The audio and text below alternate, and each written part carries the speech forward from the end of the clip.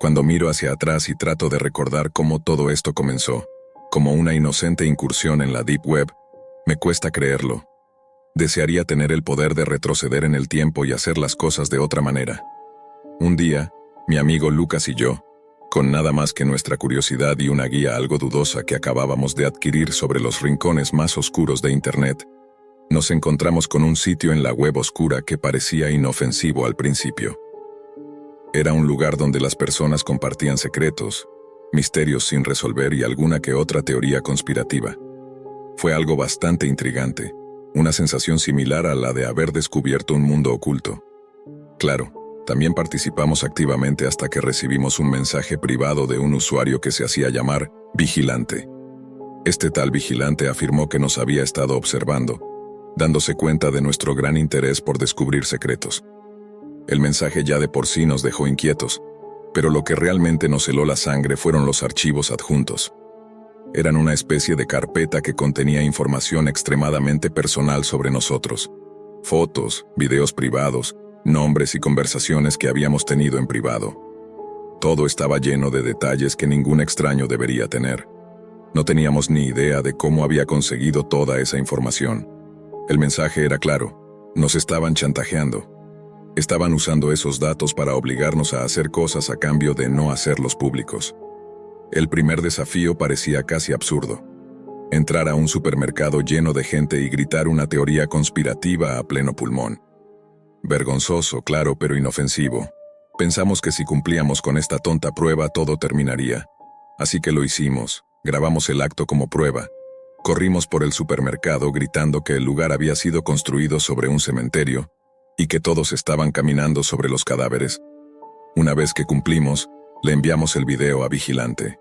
Su respuesta fue simple pero escalofriante. Bien hecho, más por venir. Pero este fue solo el comienzo. Porque conforme pasaban los días, las tareas se volvían cada vez más raras e inquietantes.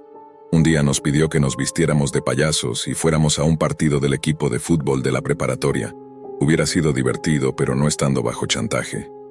Lucas y yo estábamos avergonzados, pero no teníamos opción. Era hacer lo que pedía o que Vigilante publicara toda nuestra información personal. Cuando finalmente cumplimos el reto y le enviamos las pruebas, él aprobó. Pensamos que todo había terminado, pero no fue así. Él nuevamente nos dijo que habría más desafíos. En ese momento, quisimos rendirnos, pero luego volvió a amenazarnos con hacer pública toda nuestra información, y una vez más, mi amigo y yo nos encontramos atrapados en sus manos. El siguiente reto parecía sacado de una película de terror. Teníamos que irrumpir en un refugio de animales en medio de la noche y liberar a todos los perros. Pero debíamos hacerlo vestidos de negro y con una máscara de payaso, similar a la de It. Todo esto mientras transmitíamos en vivo este nuevo desafío. Nos asustó mucho porque no solo lo que nos pedía era extraño, sino también ilegal. Al principio nos negamos. Sabíamos que esto podía traer serios problemas. Pero entonces, Vigilante nos envió a cada uno una foto comprometida de nuestra galería personal, acompañada de la pregunta: ¿estás seguro? En ese momento supimos que no había forma de escapar. Él amenazó con publicar esas imágenes en nuestras redes sociales, enviándoselas también a nuestros padres y compañeros de clase. Se trataba de fotos íntimas, cosas que en algún momento habíamos enviado a una novia o alguien que nos interesaba, además de conversaciones donde mencionábamos a otras personas o familiares. Finalmente, hicimos lo que nos pidió, sintiéndonos aterrados y sabiendo que podíamos meternos en grandes problemas. Sin embargo, el reto se cumplió. Pero esto no estaba ni cerca de ser el último. A partir de ese momento, cada tarea que nos asignaba Vigilante era un paso más hacia el abismo. Un descenso tortuoso y sistemático hacia la perdición. Lucas y yo nos sentíamos completamente atrapados, sin aire. Era como ser esclavos de alguien. El chantaje era implacable y las tareas se volvían cada vez más oscuras y peligrosas. Con cada reto completado, éramos peones en un juego sádico de alguien que disfrutaba de nuestra desesperación y humillación. Nuestras vidas se escapaban de nuestro control. Pasamos noches interminables debatiendo sobre nuestro próximo paso, buscando una salida, pero Vigilante siempre estaba un paso adelante. En un momento nos obligó a grabar un video de nosotros mismos pasando la lengua por el piso del baño de hombres de la preparatoria y enviárselo. También nos forzó a tomar fotografías a escondidas de nuestras compañeras de clase. Sí, es algo horrible, pero en ese momento no veíamos salida. Además nos obligó a realizar actos muy perturbadores de índole sexual, de los cuales no quiero entrar en detalles, pero también involucraron grabar a otras personas. Aún siento mucha vergüenza y culpa por todo esto. En un punto, Lucas y yo llegamos al límite. Nuestras vidas se habían convertido en un infierno. Nos debatíamos entre intentar ser libres y exponernos completamente a la humillación y vergüenza. Era una pesadilla, algo que no le deseo ni a mi peor enemigo. En un punto, probablemente debido al estrés de la situación, la amistad entre Lucas y yo comenzó a resquebrajarse. Antes siempre nos juntábamos para hacer cosas divertidas y disfrutar, pero ahora solo lo hacíamos para cumplir con los caprichos enfermos de Vigilante y meternos en situaciones que, sinceramente, no queríamos vivir. En esta ocasión, ambos estábamos al borde de la desesperación y le pedimos a Vigilante que nos liberara, que nos diera una última tarea, pero que nos dejara libres de una vez por todas. Su respuesta nos dio escalofríos, porque llegó como una sentencia de muerte, como una forma de decirnos que nunca nos dejaría en paz. Dijo: «Salta de tu edificio a medianoche. Haz esto y serás libre para siempre». Ese día cité a Lucas en mi casa y hablamos. Le dije que ya no podía más, que si ese sujeto quería revelar mis secretos al mundo, que lo hiciera. Ya estaba cansado, no soportaba un día más de esa tortura. Lucas dudó un instante, pero luego estuvo de acuerdo conmigo. Entonces le expliqué lo que haríamos y nos pusimos en marcha. Esa noche, le dijimos a Vigilante que cumpliríamos con su petición. Cerca de la medianoche, nos dirigimos hacia un edificio de varios pisos que estaba cerca del centro de la ciudad. Subimos a la terraza, y desde allí nos conectamos. Vigilante parecía estar muy complacido con la situación, seguro de que saltaríamos. Pero en lugar de eso, le dijimos que no íbamos a saltar, y que no cumpliríamos ningún otro reto. Le dijimos decididamente que, si quería publicar toda la información que tenía sobre nosotros, que lo hiciera, pero que no sucumbiríamos. Sin embargo, durante toda la transmisión, fui yo quien habló en todo momento, ya que Lucas se mantenía en silencio y parecía algo asustado. Sabía que la situación era mucho más delicada para él que para mí. Esto se debía a que Lucas era gay, algo que su familia no sabía y debido a sus creencias religiosas, tampoco lo aprobaba. Gran parte del material que Vigilante tenía de él incluía conversaciones con otro chico, así como fotos y videos de ellos juntos. Sin embargo, tras nuestra pequeña rebelión, Vigilante nos dijo que éramos libres y que ya no nos molestaría más. Pensamos que toda la pesadilla había terminado, pero estábamos muy equivocados. La pesadilla apenas comenzaba. En los días siguientes no supimos nada de Vigilante. Lucas y yo retomamos nuestras vidas y todo parecía volver a la normalidad. Sin embargo, al cabo de unos días, comencé a notar una extraña conducta en Lucas, que atribuía al hecho de que aún estaba muy afectado por todo lo ocurrido. Él estaba distante, callado, retraído. Siempre que lo invitaba a mi casa a jugar videojuegos o a hacer lo que solíamos hacer antes de toda esa pesadilla, él inventaba cualquier excusa. Sentí que me estaba evadiendo. En un punto simplemente dejé de insistir y finalmente nos alejamos. Cerca de un mes después de la última vez que tuvimos contacto con Vigilante, fue una mañana de lunes cuando me preparaba para ir a la escuela, cuando mis padres entraron a mi habitación luciendo muy extraños. Mi madre me dijo que necesitaba hablar conmigo. Fue allí cuando me reveló lo que había sucedido.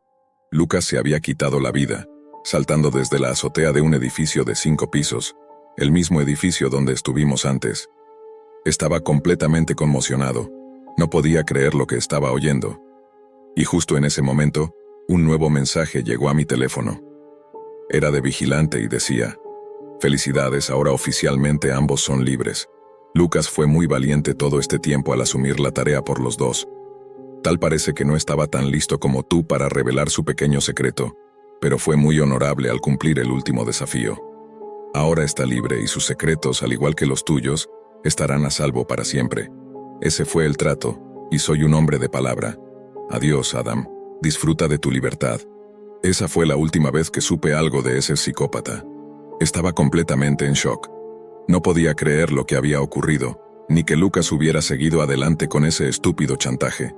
Sentía una culpa inmensa al saber que, durante todas esas semanas, él había sido víctima de todo eso en solitario y en silencio, por ambos. Sabiendo eso, no me extraña que tomara una decisión tan desesperada. La muerte de Lucas es algo que me perseguirá toda la vida, una herida abierta en mi alma. Él fue mi mejor amigo desde el jardín de infancia.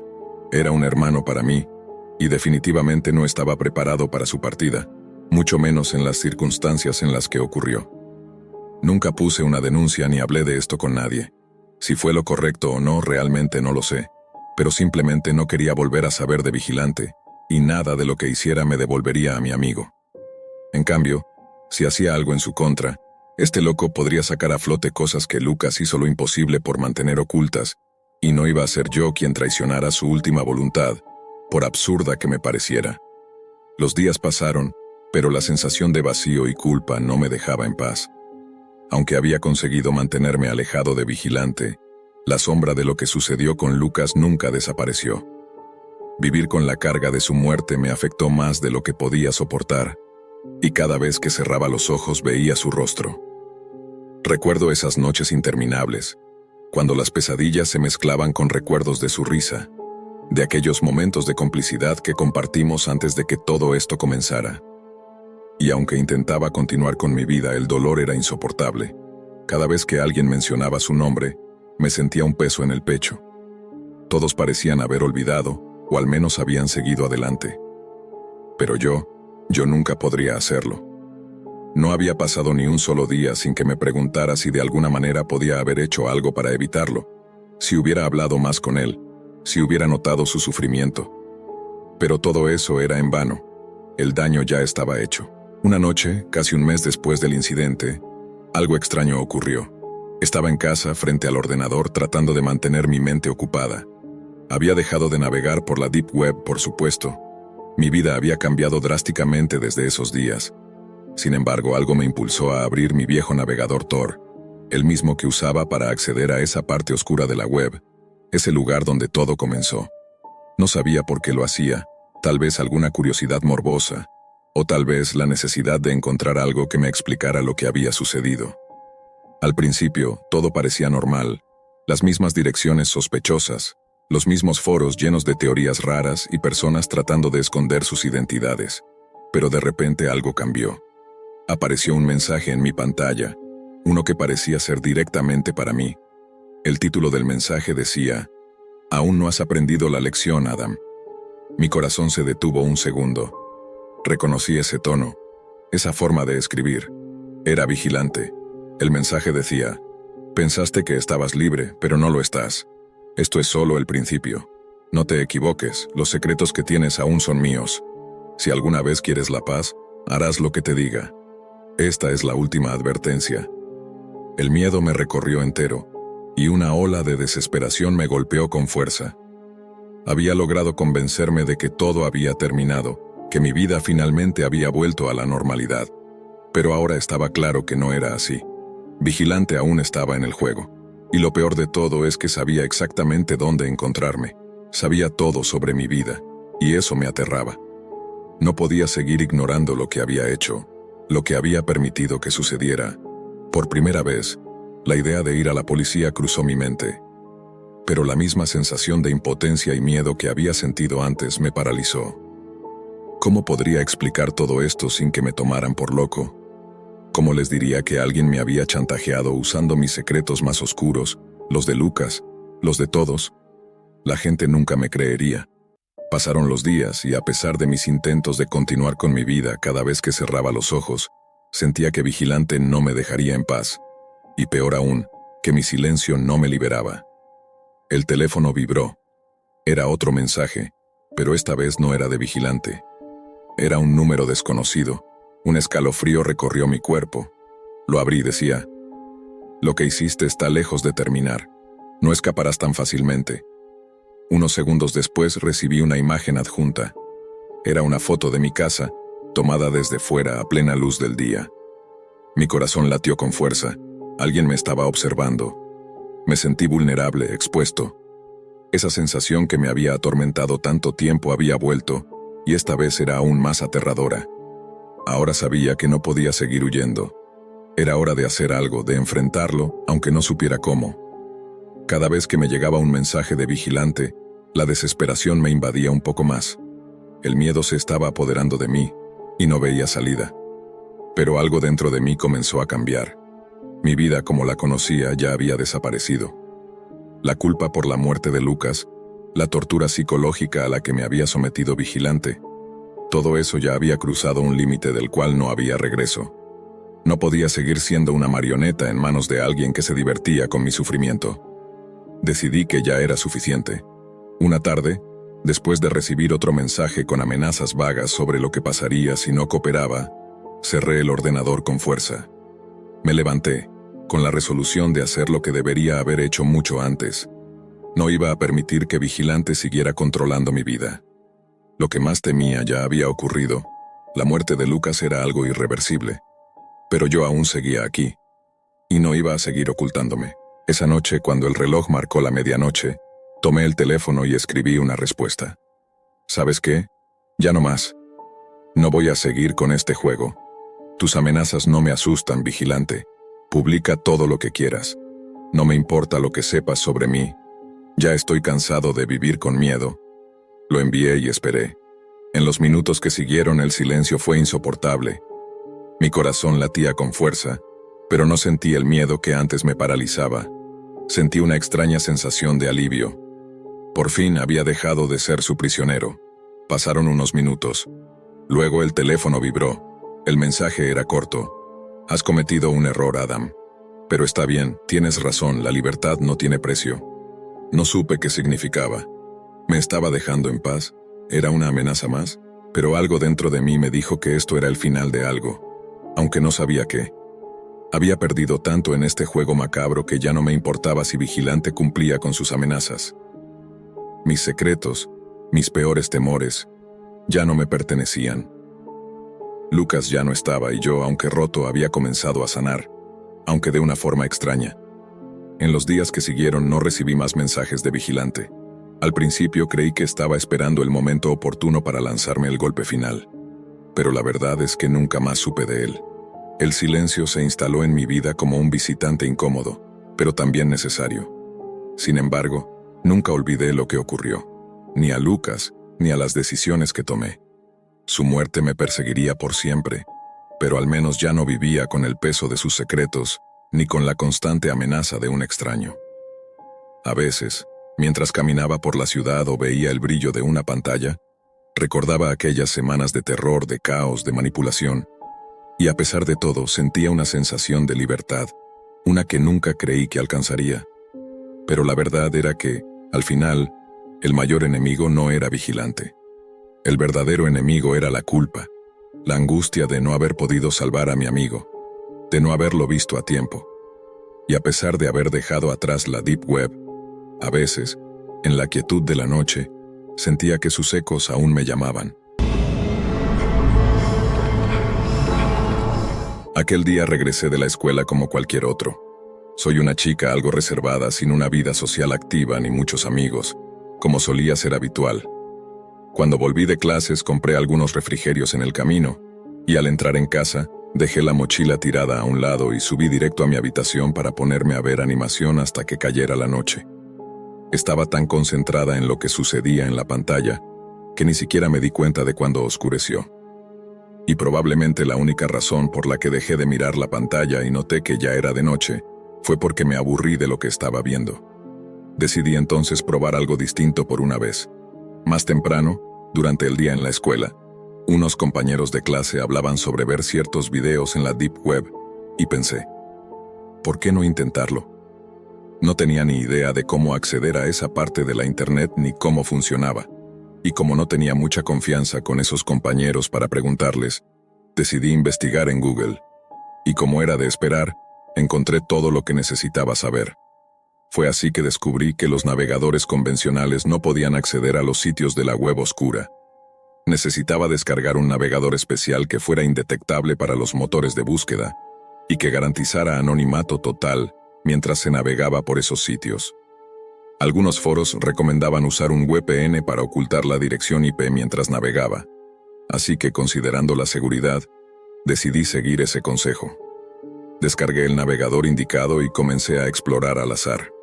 Encontré a varias personas que habían subido videos titulados con frases y palabras muy extrañas, y algunos otros eran realmente perturbadores. En algunos foros, como uno llamado La Senda Caníbal, hablaban de comer personas y ser comido por ellas. Algunos miembros incluso intercambiaban mensajes y organizaban reuniones para devorarse unos a otros.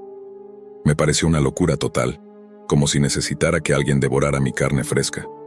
Claro, alguna vez me habían dicho que era deliciosa, pero desde luego, ese no era el contexto. De todos modos, seguí navegando por la Deep Web y me encontré con un sitio que hablaba sobre una mujer que no podía aceptar que sus bebés nacieron muertos. El sitio estaba lleno de fotos de fetos fallecidos, vestidos y colocados en cunas. Mi curiosidad se apoderó completamente de mí, y decidí indagar más. Así fue como terminé encontrando imágenes y videos extremadamente perturbadores que se reproducían ante mis ojos.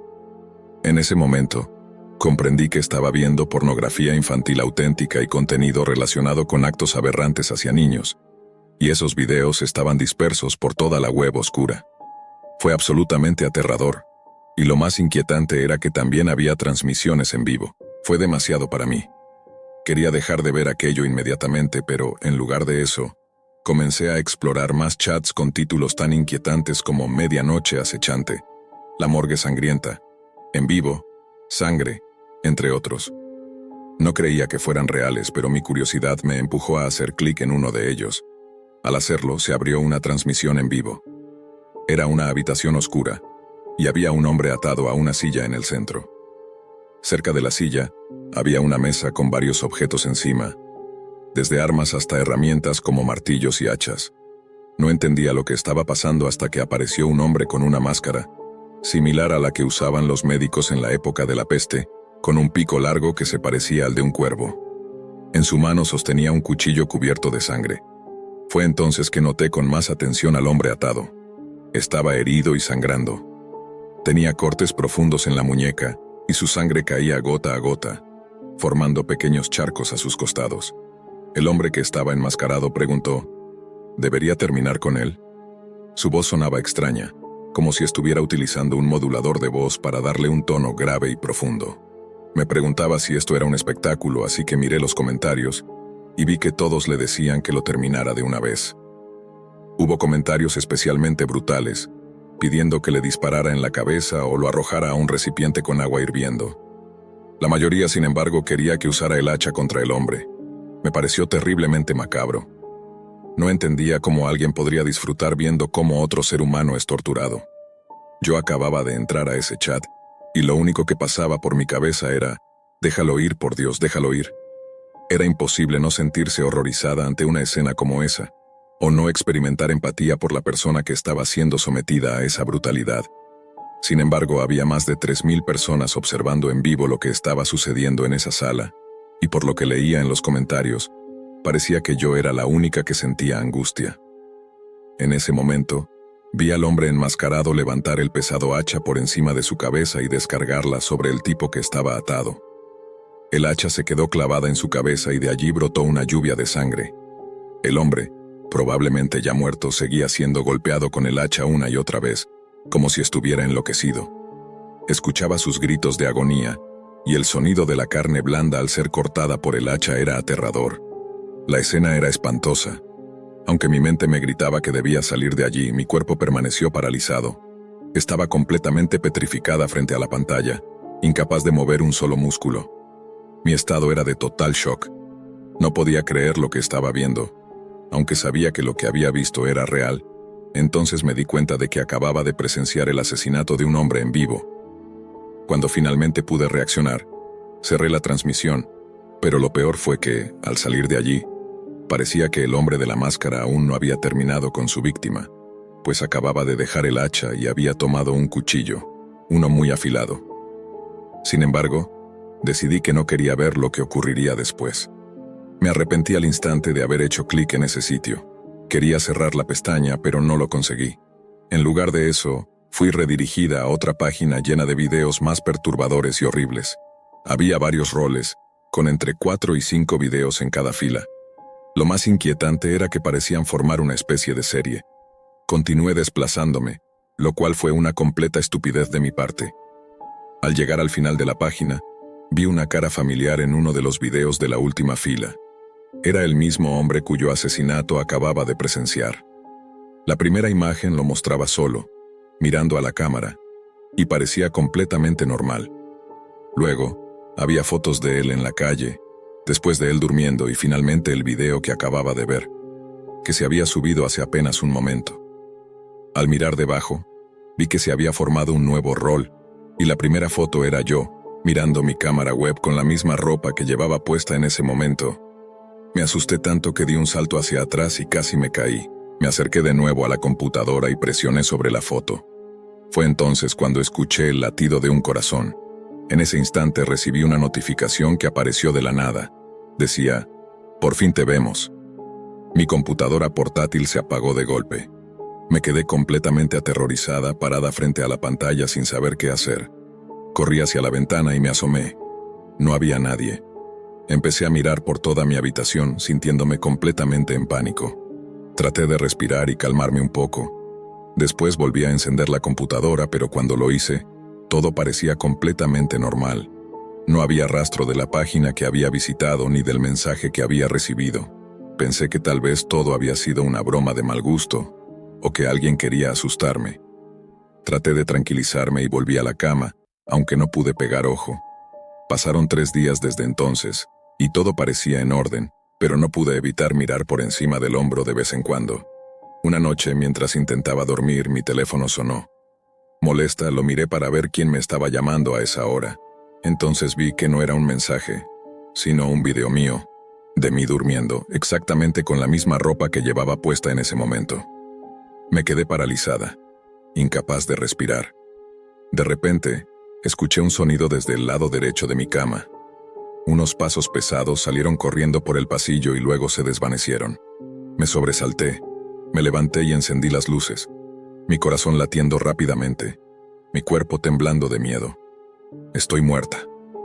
Fue lo primero que pensé. Estaba paralizada de terror solo de pensar que alguien había estado parado justo al lado de mi cama mientras dormía. Rápidamente tomé mi teléfono del suelo, marqué el 91 y miré por la ventana para ver quién estaba allí. No había señales de nadie, y mi celular tenía 0 barras de señal. Frustrada y asustada salí corriendo, consciente de que la otra persona se escabullía hacia la sala. Recogí el teléfono con la mayor discreción posible, y me preparaba para correr hasta la habitación de mis padres, pero me detuve al darme cuenta de que eso solo pondría en peligro a ellos también. Pensé que lo mejor era salir corriendo de la casa en busca de ayuda externa, y lo hice de inmediato. Pero para mi horror, apenas crucé la puerta, alguien me agarró del cabello y comenzó a arrastrarme. Grité con desesperación, pidiéndole que me soltara. Él era enorme, y yo, delgada y débil, no tenía ninguna posibilidad. Me siguió arrastrando por el cabello, pero empecé a gritar y a forcejear, intentando liberarme. Entonces él se giró y, aún sosteniéndome por el cabello, comenzó a patearme y a gritarme que dejara de molestar. Este hombre me golpeó salvajemente, y en un momento empezó a aplastar mi cabeza con su bota. El dolor fue insoportable, y sentí que era el fin. Lo último que escuché antes de desmayarme fue a alguien gritar desde la distancia, «Suéltala, déjala ir o te disparo». Component placement, seguido de varios pasos acercándose por el jardín. Después todo se volvió oscuro. La siguiente vez que abrí los ojos estaba en la sala de un hospital, con varias máquinas conectadas a mí. Los médicos me dijeron que había sufrido fracturas en varias costillas, desprendimiento de algunos órganos internos y una fractura severa de cráneo. Me aseguraron que era un milagro que estuviera viva.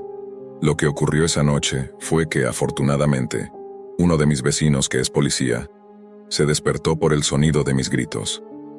Decidió salir con su pistola para ver qué estaba pasando, y fue ahí cuando se encontró con la terrible escena. Mi vecino apuntó al hombre que me estaba golpeando y le ordenó que me soltara o le dispararía. El agresor me soltó, pero de inmediato aparecieron 2 más. Afortunadamente, mi vecino era un hombre muy bien entrenado, y antes de que pudieran hacerle algo logró neutralizarlos a los tres, disparándoles en las piernas a 2 de ellos e hiriendo mortalmente al hombre que me atacaba. Estos tipos ahora están tras las rejas, pero resultaron ser solo un eslabón de una larga cadena dentro de una organización criminal que opera en la Deep Web, la cual aún no ha sido desmantelada por completo hasta el día de hoy. Después de eso, mis padres y yo nos mudamos a otro estado, y seguimos bajo la protección de la policía. Todos los días trato de llevar una vida normal, pero es imposible. Hasta que este grupo de criminales sea atrapado, mi vida nunca volverá a ser la misma. Afortunadamente, pude recuperarme completamente de todas mis lesiones, sin secuelas permanentes. Y teniendo en cuenta lo horrendo que pudo haber sido mi destino, estoy agradecida de seguir viva y en buena salud. Cuando me desperté esa mañana, todo indicaba que sería un día como cualquier otro, pero no lo era. Este era el día en que mi vida cambiaría para siempre. Los meses previos a este evento, estuve luchando por conseguir hasta el último céntimo. Perdí mi empleo durante la pandemia y me encontraba atrapado en un mar de deudas. Mi arrendador ya me había dado la última advertencia, y si no conseguía pagar los $800 del alquiler atrasado ese mismo día, nos echaría de la casa, a mí y a mi novia, que estaba esperando un bebé. Fueron meses muy difíciles. Prácticamente vivíamos de panecillos y snacks de las máquinas expendedoras, pero ya no me quedaba dinero ni para eso. Tampoco tenía nada más que vender. Todos nuestros muebles y pertenencias se habían ido. Estábamos esperando a nuestro bebé y su bienestar era nuestra prioridad, pero no sabía cómo iba a sostener a mi familia en ese momento tan crítico. Mi novia, Ana, necesitaba atención médica, una buena alimentación y medicamentos, pero en esas condiciones yo no podía proporcionarle nada de eso. Y por si fuera poco, ahora estábamos a punto de quedarnos sin hogar. Estaba angustiado, desesperado, y me sentía indignado conmigo mismo y con mi maldita suerte. Ese día salí temprano de la casa y ahora caminaba por las calles, buscando cualquier oportunidad de ganar algo de dinero, para no terminar viviendo en esas mismas calles junto a Ana y nuestro hijo. Solo de pensar en esa posibilidad me llenaba de desesperación y rompía mi corazón. En ese punto, ya estaba exhausto. Me sentía mal tanto física como emocionalmente. Toqué mi cuello con mis manos y luego mi frente, y me di cuenta de que tenía fiebre. No sabía si era desde la noche anterior o si era por el hecho de haber caminado durante 3 horas seguidas sin encontrar nada. Ni un empleo ni algún trabajo ocasional que me permitiera ganar siquiera un poco de dinero, para no regresar a casa con las manos vacías. Sin ver ninguna luz de esperanza en el horizonte, me senté en la acera, sintiendo que estaba a punto de desmayarme. De repente sonó mi teléfono. Era Ana. Contesté y escuché su voz entre sollozos al otro lado. Carlos, el propietario, dijo que vendría alrededor de las 7 de la noche, y si no tenemos el dinero nos echará de la casa. ¿Dónde estás? Por favor, ven a casa. Podía escuchar el dolor profundo y la desesperación en su voz, lo que me llenó de impotencia, porque habría querido darle una buena noticia, pero la verdad es que no podía hacer nada para salvar el día. Ahora estábamos sin dinero, sin comida, y con un pie fuera de la casa. Eso me hizo recordar que no había comido nada en todo el día, así que probablemente esa era la razón de mi malestar. Metí las manos en mis bolsillos y lo único que encontré fue un maldito cigarro y una caja vacía de cerillas. No tenía dinero en efectivo, solo $50 en mi cuenta bancaria. Dios mío, ¿y ahora qué voy a hacer? Ese fue mi último pensamiento consciente antes de desmayarme. No recuerdo exactamente cuándo ocurrió, pero cuando abrí los ojos, estaba tirado en la misma acera donde me senté por la mañana, aunque ahora alguien había dejado un par de bolsas de basura a mi lado. No sabía cuánto tiempo había pasado, pero ya estaba oscuro, lo que significaba que había estado desmayado por horas. Rápidamente miré mi teléfono y vi que eran las 6 de la tarde. Eso significaba que solo quedaba 1 hora para que nuestro casero nos echara. Podía imaginarme a Ana embarazada, vagando por esas calles como una mendiga. Entonces, un dolor punzante me atravesó la cabeza. Sentí náuseas y vomité ahí mismo. De alguna manera logré levantarme y fui en busca de algo de agua. Caminé hasta un restaurante de comida rápida cercano. Entré al baño y bebí toda el agua que pude directamente del lavamanos. El agua era ahora mi única opción para calmar el hambre. Mi teléfono comenzó a sonar de nuevo, con varias llamadas perdidas de Ana, pero no contesté. ¿Qué le iba a decir? No tenía dinero, ni comida, ni trabajo. Después de lavarme la cara, mis ojos se posaron en una botella rota en el suelo.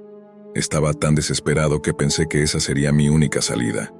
Ya no podía soportar el dolor y la desesperación. Pensaba que lo mejor era terminar con mi vida. Rompí la botella para conseguir un trozo de vidrio afilado, con la intención de hacerme un corte profundo en las venas y acabar con todo este sufrimiento, dejando atrás mi inútil y patética existencia. Me senté en un callejón oscuro y encendí el último cigarro que me quedaba. El último de mi vida.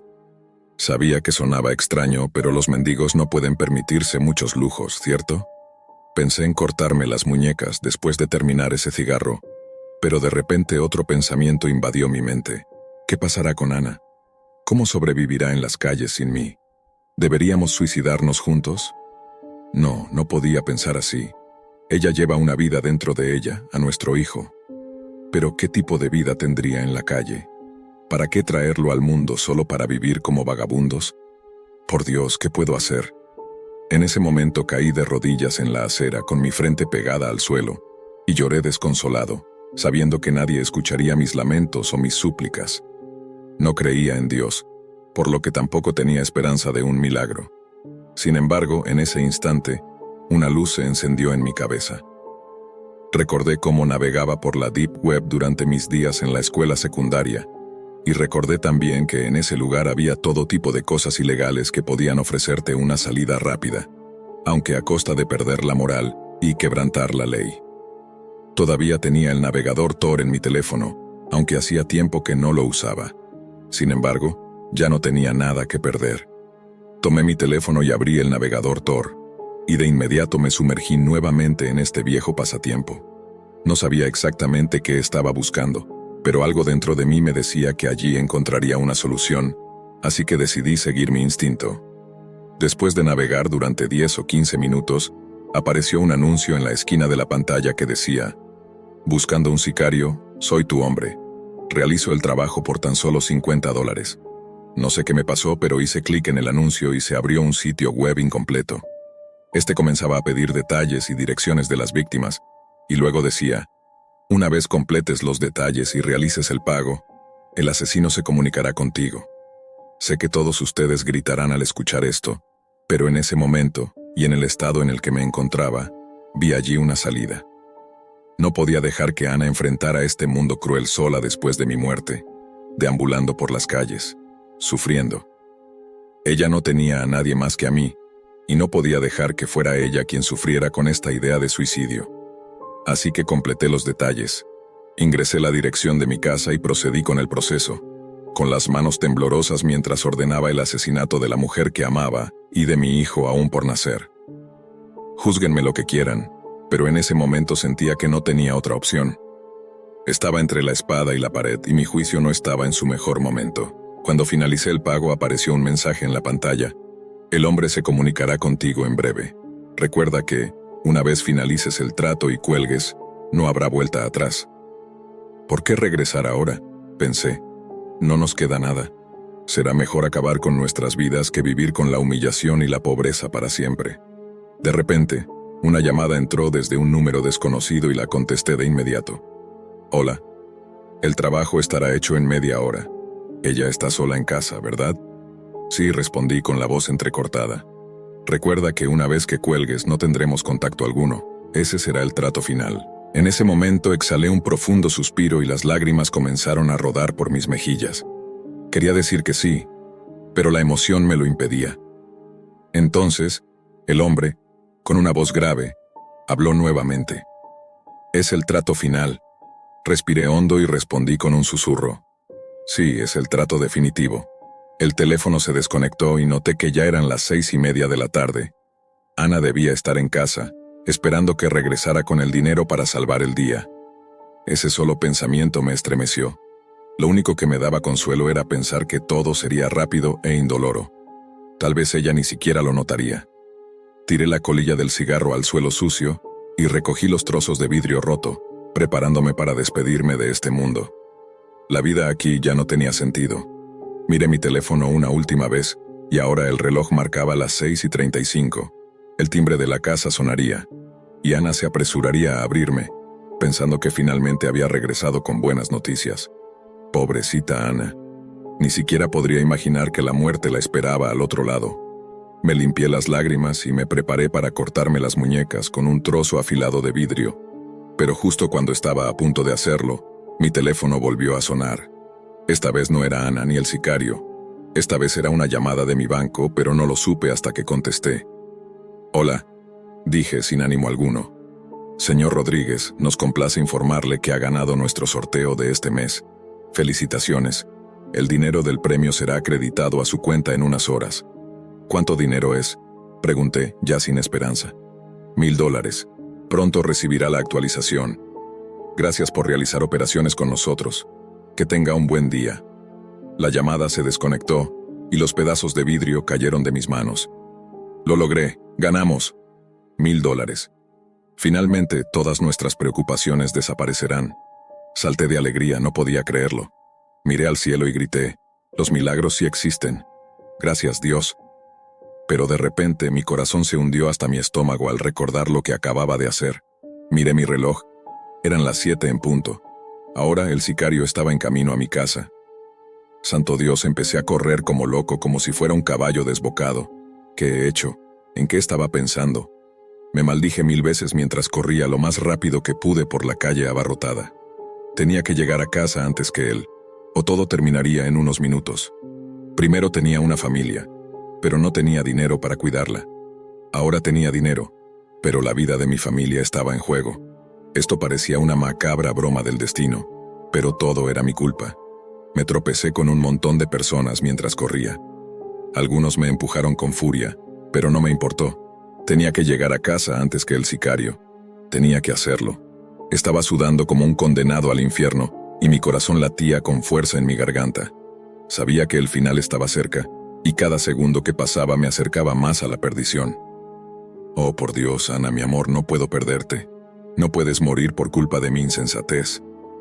Estaba muy cerca de mi casa cuando accidentalmente tropecé con una roca y caí al suelo con un estrépito. Mi tobillo se torció y el dolor recorrió mi cuerpo. Aún así, traté de levantarme, pero fue entonces cuando escuché un fuerte disparo y el grito de una mujer, proveniente de mi casa al otro lado de la calle. Tomé mi teléfono con las manos temblorosas. Eran las 7 en punto.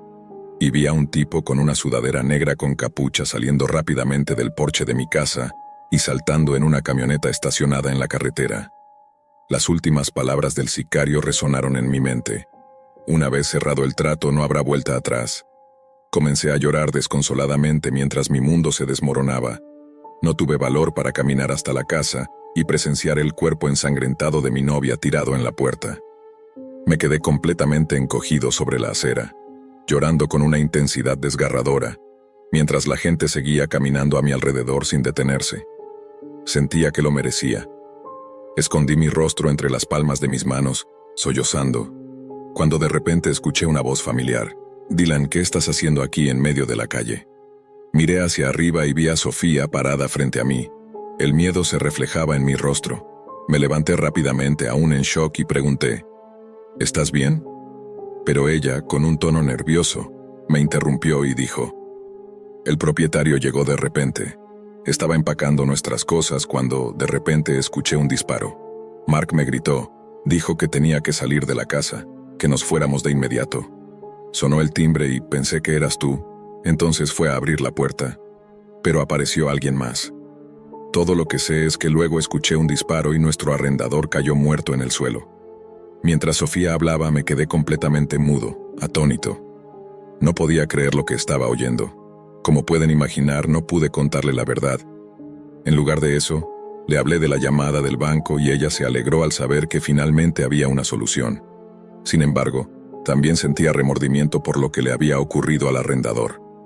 Llamé al número de emergencias y los policías llegaron rápidamente. Se llevaron el cuerpo de nuestro arrendador, nos interrogaron, pero, por supuesto, no mencioné ni una palabra sobre el sicario. Me sentí aliviado de que fuera él, y no Sofía, quien abriera la puerta.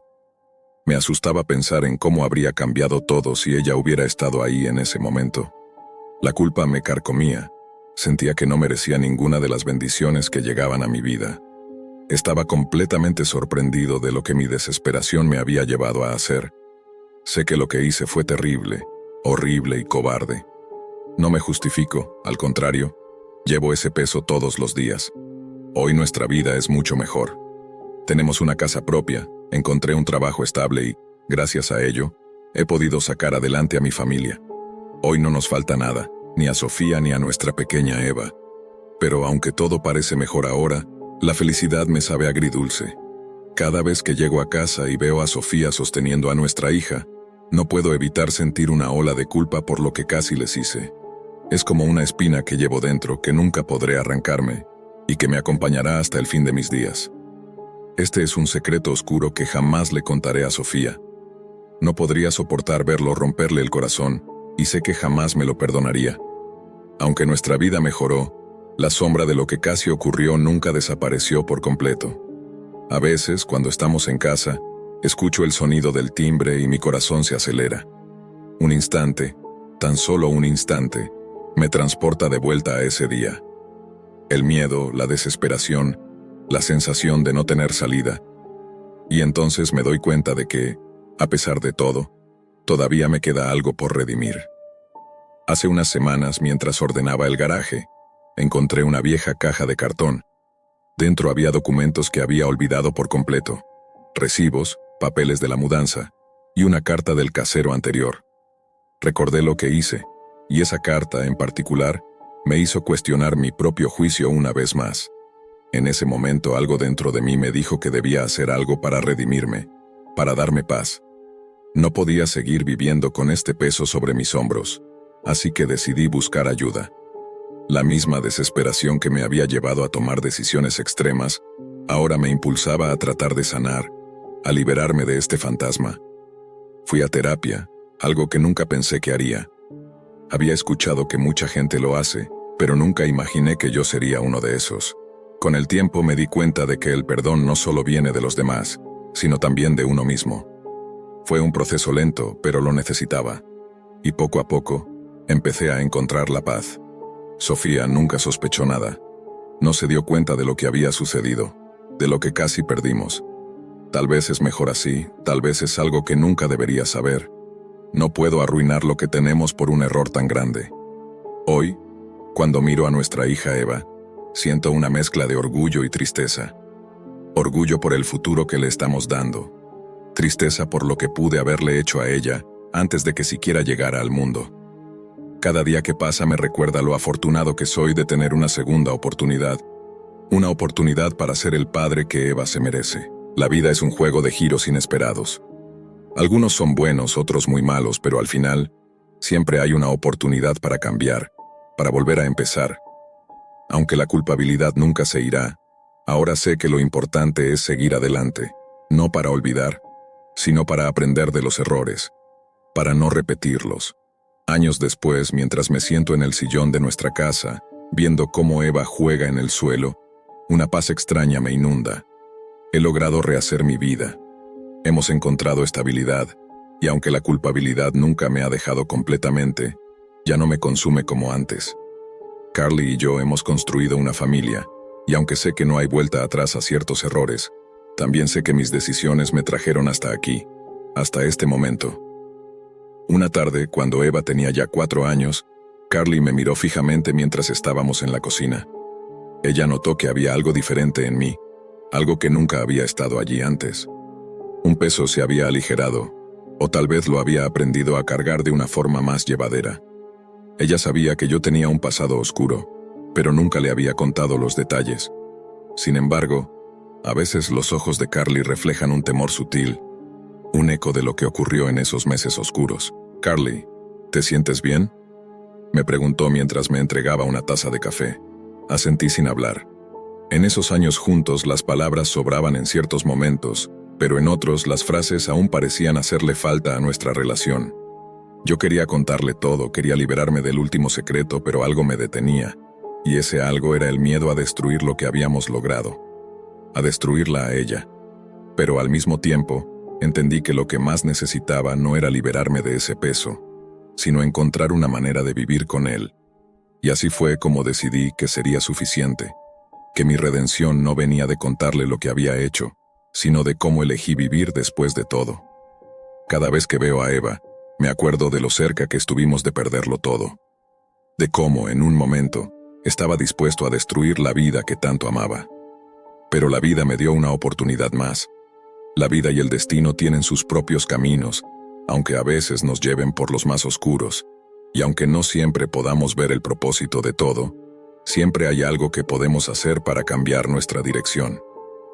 Me doy cuenta de que cada paso que tomé después de ese día oscuro me trajo a un lugar más brillante, aunque las cicatrices aún sigan allí, invisibles para los demás pero muy claras para mí. Tal vez nunca pueda perdonarme completamente. Tal vez siempre llevaré la marca de esa decisión, pero al menos ahora entiendo que lo importante no es lo que hicimos, sino lo que decidimos ser después. En la vida, siempre habrá momentos en los que no tengamos las respuestas, y puede que, incluso, algunas preguntas nunca se resuelvan. Pero al final, lo único que realmente importa es lo que hacemos con el tiempo que tenemos. Al mirar a Carly y Eva, sé que he hecho lo mejor que pude. Y tal vez, solo tal vez, esa es la verdadera redención. Hoy en día existen miles de relatos sobre la Deep Web. Todos hemos oído hablar de ella en algún momento, y es un tema que se ha vuelto bastante recurrente, principalmente porque la mayoría sabe más o menos cómo funciona, y por ende, cómo evitar los peligros que allí se encuentran. Sin embargo, esto ocurrió hace 10 años, en una época donde la Deep Web no era tan común, sino más bien un enigma que estaba en boga, y todos queríamos explorarla sin saber realmente con qué estábamos a punto de encontrarnos. Para ese entonces, yo era un estudiante de la Facultad de Informática, así que, como era de esperar, tenía mucha curiosidad sobre ese tema, al igual que varios de mis compañeros.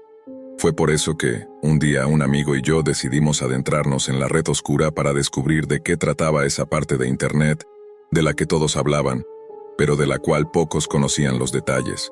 No sabíamos que ese día nos toparíamos con el mal personificado, con seres tan crueles y sádicos que superaron todo lo que imaginábamos, incluso para la Deep Web.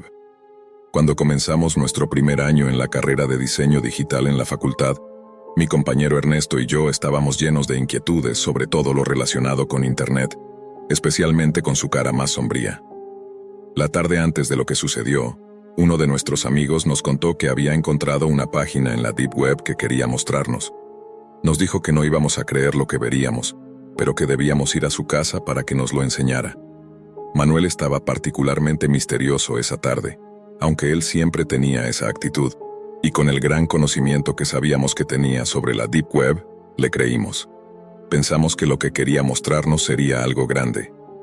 Al día siguiente, Ernesto y yo fuimos a la casa de Manuel, listos para ver cualquier cosa que nos enseñara. Al llegar, sus padres nos recibieron con una gran cordialidad. Eran personas que se veían muy tranquilas y abiertas de mente, algo que nos sorprendió, ya que nos decían que debíamos sentirnos como en casa, ya que ellos estarían ocupados con sus propios asuntos y no nos interrumpirían. Después de disfrutar de una deliciosa pizza, fuimos al cuarto de Manuel y encendimos la computadora para ver de qué se trataba. Mientras charlábamos sobre la universidad y los exámenes que se avecinaban, no pude evitar notar lo emocionado que estaba Manuel con lo que iba a mostrarnos. Estaba seguro de que iba a ser algo impresionante. Cuando la computadora finalmente se encendió, Manuel abrió el navegador Tor y comenzó a explorar algunas páginas. Sin esperar mucho, abrió un archivo de texto y copió una URL que nos llevó a una página web en particular. Al acceder a esa página, Ernesto y yo comprendimos al instante lo que estaba ocurriendo. Manuel había entrado a una sala roja en vivo. Tan pronto como nos dimos cuenta, le pedimos que saliera de inmediato. No solo ese lugar era completamente inmoral y perverso, sino que también era extremadamente peligroso. Habíamos oído varias historias sobre personas que habían sido hackeadas solo por estar en esos lugares. Sabíamos que, si por alguna razón alguien sospechaba de nosotros, podrían hackearnos y rastrearnos. Tal vez estaba siendo un poco exagerado, pero sentí que nuestras vidas realmente estaban en riesgo. Miré alrededor y parecía ser el único aterrado en la habitación. Ernesto le decía que cerrara todo, pero él estaba tan cautivado como Manuel. Yo también sentía una gran curiosidad, pero el miedo me superaba, porque sentía que los riesgos eran demasiados y no valía la pena poner nuestras vidas en peligro, solo por satisfacer una curiosidad momentánea. Pero siendo el único que pensaba de esa manera, no tuve más opción que seguirles el juego y quedarme allí. Además, no había nada que indicara que yo estaba conectado, ya que ni siquiera era mi computadora. Manuel parecía saber lo que hacía, de lo contrario no se arriesgaría. Así que nos quedamos allí un rato observando la sala roja sin participar, solo mirando. Pero lo que vimos allí cambió mi vida para siempre. No sé cómo describir lo que ocurrió en ese sitio. Fue lo más horrible y aterrador que he presenciado en mi vida, pero trataré de darles una breve idea. En la pantalla había un hombre vestido completamente con un traje de cuero negro que cubría todo su cuerpo, incluso su rostro. Ese hombre estaba torturando de forma espantosa a su víctima, una mujer de mediana edad que estaba atada a una silla. Después de torturarla, el hombre tomó un cable grueso y lo apretó alrededor de su cuello. En ese instante supe lo que iba a pasar, así que giré la cabeza, aterrorizado. Realmente no quería ver cómo una persona inocente era asesinada frente a mis ojos. Sin embargo, al voltear vi a Manuel y a Ernesto observando la escena con fascinación. Parecía que se divertían. ¿Ya se la llevaron?, pregunté con voz temblorosa. Sí, ya la sacaron, date vuelta, me dijo Manuel. Aún estaban en la sala de chat, y cuando me di vuelta, vi que mis amigos habían comenzado a leer los mensajes que enviaban otros espectadores. Todos parecían escribir con una calma perturbadora, comentando sobre su día y haciendo preguntas sin relación alguna con lo que acabábamos de presenciar. Las respuestas que leíamos parecían completamente normales. Era como si el hecho de que una persona hubiera sido torturada y asesinada frente a la pantalla fuese algo común y cotidiano. Debo resaltar que no se trataba de un montaje ni de una película. Lo que ocurrió allí fue completamente real. Sin embargo, esas personas parecían tan acostumbradas a eso, que no les causaba ninguna impresión. En contraste, yo estaba completamente en shock. Mi corazón latía desbocado. Mis manos temblaban y podía sentir el sudor frío resbalando por mi rostro.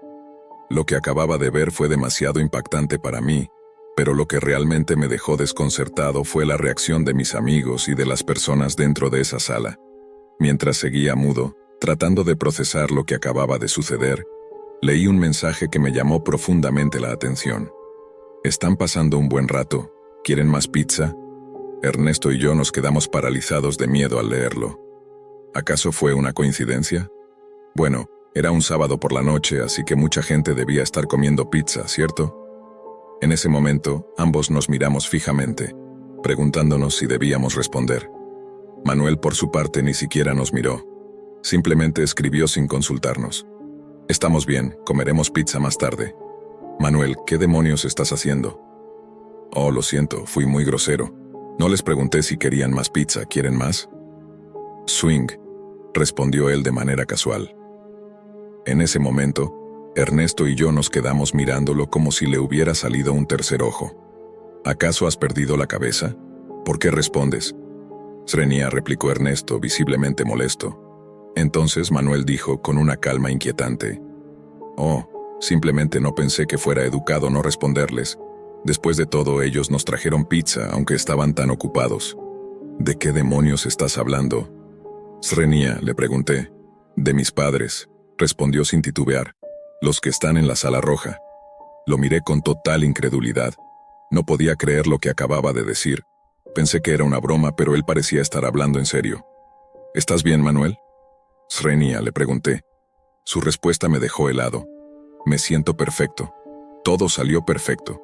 Ustedes pensaron que los invité a ver una sala roja cualquiera, ¿no? Pues no. Eso lo podían haber hecho desde sus propias casas. Los invité porque necesitábamos voluntarios. Necesitábamos chicos para participar en el juego. Estaba completamente desconcertado. No podía creer lo que acababa de escuchar. Estaba convencido de que en cualquier momento soltaría una carcajada y nos diría que habíamos caído en su broma. Pero lo miré fijamente a los ojos durante casi un minuto, y no ocurrió. Ernesto, ya perdiendo la paciencia, le dijo: «No sé qué tipo de broma macabra es la que nos estás jugando, pero no estoy de humor para esto. Así que me largo a mi casa». Acto seguido caminó hacia la puerta de la habitación, y yo lo seguí detrás de él. Pero cuando él abrió la puerta, mi corazón cayó al suelo. El hombre de negro, aquel que acabábamos de ver en la sala roja, estaba justo al otro lado de la puerta, en el pasillo. Mientras Ernesto y yo lo mirábamos, paralizados, el hombre pronunció unas palabras que jamás olvidaré. «Oh, genial. Así que ustedes son los nuevos voluntarios». Después de eso, los padres de Manuel aparecieron detrás del hombre, y todos comenzaron a caminar hacia nosotros, obligándonos a retroceder hacia el interior de la habitación. A partir de ese momento, no recuerdo mucho más. Solo tengo la imagen del hombre de negro corriendo hacia mí con un pañuelo en la mano, el cual me tapó la boca, y luego todo se oscureció. Cuando desperté, me encontraba en la misma sala roja que habíamos visto en la computadora. La iluminación era extremadamente intensa debido a las luces rojas en el techo. Había unas 6 o 7 lámparas encima de mí que apuntaban directamente hacia mi cara, tal y como había visto que ocurría con la víctima en la pantalla hacía un rato. Intenté moverme para escapar, pero en ese momento me di cuenta de que mi cuerpo estaba completamente atado a una silla. Incluso mi boca estaba sellada con cinta adhesiva, impidiéndome gritar. Miré a mi alrededor y vi que Ernesto estaba a mi lado, en las mismas condiciones que yo. Todo lo que había a nuestro alrededor, además de nosotros, eran dispositivos de tortura, sangre, una mesa llena de instrumentos quirúrgicos y más al fondo, un cadáver. Era el cadáver decapitado y ensangrentado de la mujer que habíamos visto en la pantalla. Pensar que eso nunca nos podría haber pasado a nosotros era una idea absurda. Al ver el cadáver de la mujer, giré rápidamente la cabeza para evitar mirar más, pero al hacerlo, descubrí unas escaleras que salían de ese sótano.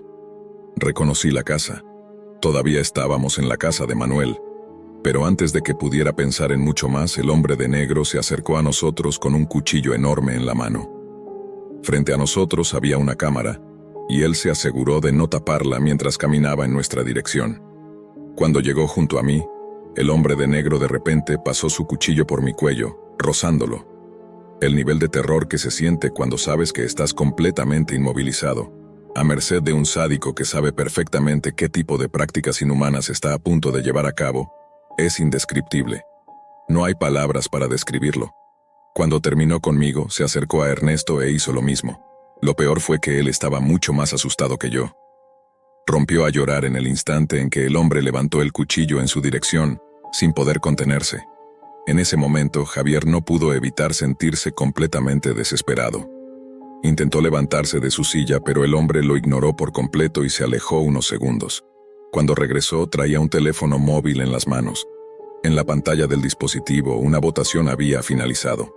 Mientras observábamos con confusión, el hombre dejó el teléfono sobre una mesa, se giró y corrió hacia nosotros con el cuchillo en alto. En cuanto se colocó junto a Javier, comenzó a apuñalarlo con gran rapidez. Antes de que pudiera reaccionar, ya le había dado más de 10 puñaladas y no parecía tener intención de detenerse. Javier, con la boca tapada, no podía gritar.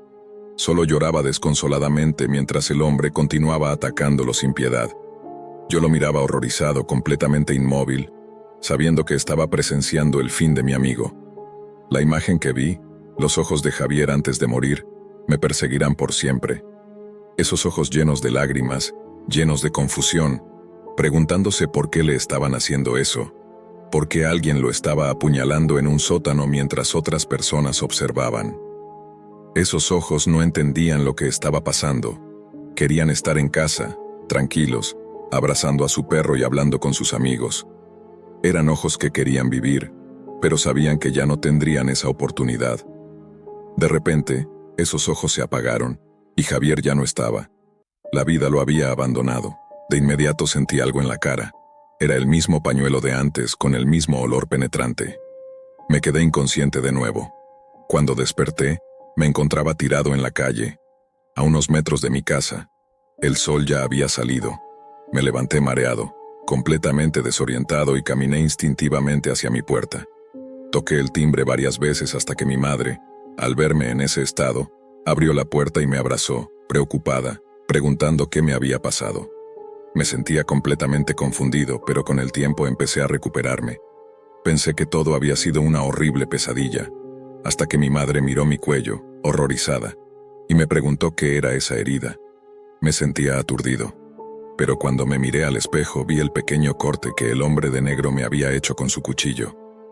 En ese momento, las imágenes de lo que había vivido me golpearon con una fuerza arrolladora. Comencé a llorar desconsoladamente, tal vez durante horas mientras mi madre trataba de calmarme.